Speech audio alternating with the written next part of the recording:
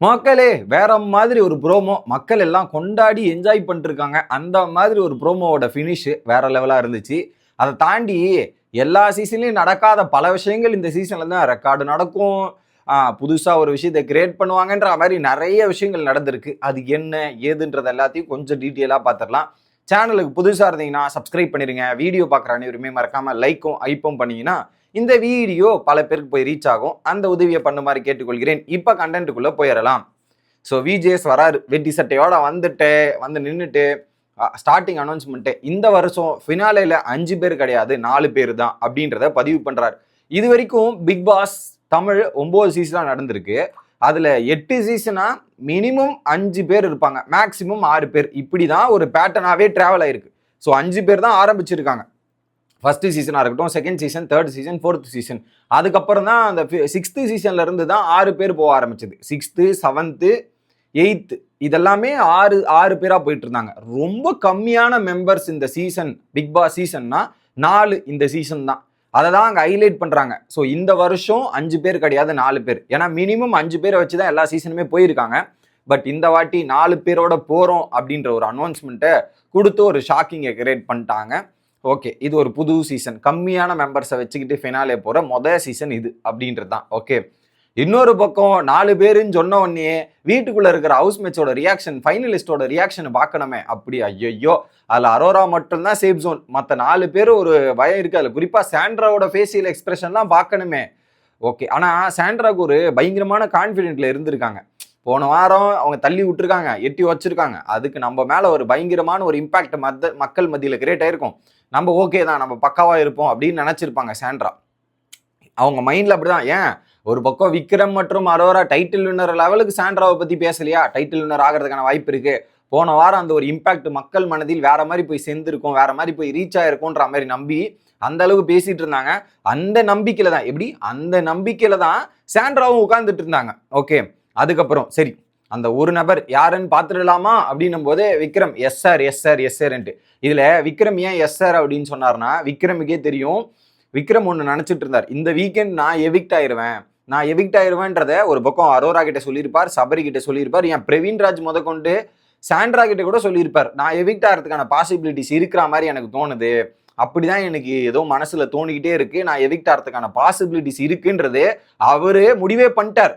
ஏன்னா அரோரா போறது இல்ல, கானா வினோத் போயாச்சு, திவ்யா வாய்ப்பு இல்லை. ஸோ அரோரா டிக்கெட் ஃபினாலே இப்போ இருக்கிறது யாரு?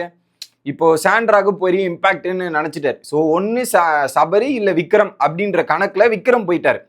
இப்ப என்ன பண்றது? அப்ப சபரி கூட போக மாட்டான், நம்ம தான் சான்ஸ் அப்படின்ற மாதிரி அவர் இந்த கால்குலேஷன் போட்டு இந்த எண்டுக்கு வந்துட்டாரு. அதனாலதான் எஸ் சார்ன்ற மாதிரி ப்ரிப்பேர் ஆயிட்டார். இந்த இடத்துல விக்ரம் டெஃபினெட்லி ப்ரிப்பேர் ஆயிட்டார். அதுக்கப்புறம் எவிக்ஷன் கார்டு இப்படி பின்னாடி இருந்து எடுக்கும்போது ஒவ்வொருத்தரோட ரியாக்ஷனை பார்க்கணுமே. அப்படியே தூக்கி வாரி போட்ட மாதிரி இருந்துச்சு. சரி, ரொம்ப நேரம் டைம் எடுக்க வேண்டாம், படபடப்பு அதிகமாகும், பதட்டம் அதிகமாகும். ஸோ அந்த பதட்டமும் படம் எடுப்பும் வேண்டாம். ஏன்னா அங்கே கொஞ்சம் இது ஒரு சென்சேஷன் கிரியேட் பண்ணுற மாதிரி தான், கொஞ்சம் அவங்கள வெறுப்பேற்றி பார்க்கலான்ற ஒரு மோடை தான் ட்ரை பண்ணுறாரு. ஓகே சரி, அதனால முடிவு எடுத்துடலாமான்ற மாதிரி அந்த கார்டை திருப்பி இப்படி சாண்ட்ரா அப்படின்ற மாதிரி ஆடியன்ஸ் கிட்ட காமிச்ச உடனே ஆடியன்ஸோட கைத்தட்டல் செலிப்ரேஷன் இருக்கு பாருங்க. அந்த அளவுக்கு ஒரு கைத்தட்டல், ஒரு பயங்கரமான செலிப்ரேஷன். இந்த மாதிரி ஒரு கைத்தட்டி செலிப்ரேஷன் பார்வதி மற்றும் கமருதீன் ரெட் கார்டுல இருந்துச்சு.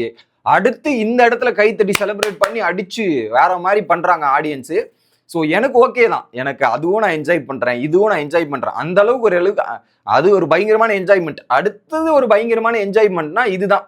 So I am very happy for that. அந்த யாரு சாண்ட்ராவோட எவிக்ஷனு எனக்கு ரொம்ப மனநிறைவாகவும் சந்தோஷமா இருக்கு, அதில் மாற்றுக்கிறதே கிடையாது. I am happy. அந்த ஆடியன்ஸில் ஒருத்தரா நானா இருந்தா கூட கை தட்டி என்ஜாய் பண்ணியிருப்பேன். அந்த விதத்தில் ஓகே தான். இன்னொரு பக்கம் அதை அப்படியே சாண்ட்ரா கிட்ட திரும்பினோன்னா சாண்ட்ராவோட ரியாக்ஷன் அப்படி ஐயோ அப்படின்ற மாதிரி ஆகிப்போச்சு. டோட்டலாக காலி ஆயிட்டாங்க. என்னடா இது, நம்ம சேவ் ஆயிரோன்னு பார்த்தா நம்மள முடிச்சு விட்டாங்களே அப்படின்ற மாதிரி அவங்க. அதுலேயும் ஆடியன்ஸ் எதையா கைத்தட்டி செலிப்ரேஷன் பண்ணுறாங்களா, இதெல்லாம் பண்ணுறாங்களா, அந்த இது சாண்ட்ராவால் எப்படி ஏற்றுக்க முடியும்னு தெரில.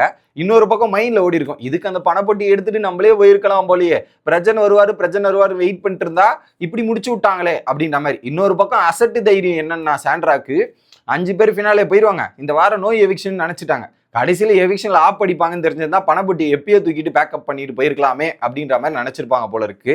இது ஒரு பக்கம். அதை தாண்டி எவிக்ஷன், இந்த சீசனோட எவிக்ஷனை பார்த்தீங்களா? திவாகருக்கு தான் இப்படி காடை காத்தி ஒரு விதமான ஒரு ஐப் கிரியேட் பண்ணாங்க, இதெல்லாம் வெளியே காமிச்சு வேற மாதிரி பண்ணாங்க. ரெண்டாவது இந்த சீசன்லயே ரெண்டாவது எவிக்ஷன் கார்டை ஓப்பனா காமிச்சிடறாங்க. சாண்ட்ராவோட எவிக்ஷன் தான் அப்படின்றத ஓப்பனா காமிச்சு ஒரு விஷயத்தை எடுத்துட்டு வராங்க. இதோட பிளான் என்ன தெரியுமா மக்களே? ஸோ சாண்ட்ராவை அடுத்த கட்ட எடுத்துட்டு போனா இன்னும் கொஞ்சம் நெகட்டிவ் வரும், இன்னும் கொஞ்சம் இம்பாக்ட் பெருசா இருக்கும். அதனால இப்பயே கம்மி பண்ணிடுவோம், இப்பயே எவிக் பண்ணா மக்கள் ஓகே. ஏன்னா 14வது வாரம்ன்றது ஒரு சென்சேஷனை கிரியேட் பண்ற வாரம் தான் எல்லா பிக் பாஸ்லயும் தமிழ் வரலாற்றை பொறுத்தவரையும். இந்த இடத்துல சாண்ட்ராவை தூக்கிட்டோம்னா மக்கள் கொஞ்சம் ஆறுதல் அடைவாங்க. ஏன்னா கடந்த 2 வாரமா மக்கள் ஆறுதல் அடைகிறதுக்கு என்ன பண்ணுமோ அதை தான் இந்த சீசன்ல பண்றாங்க.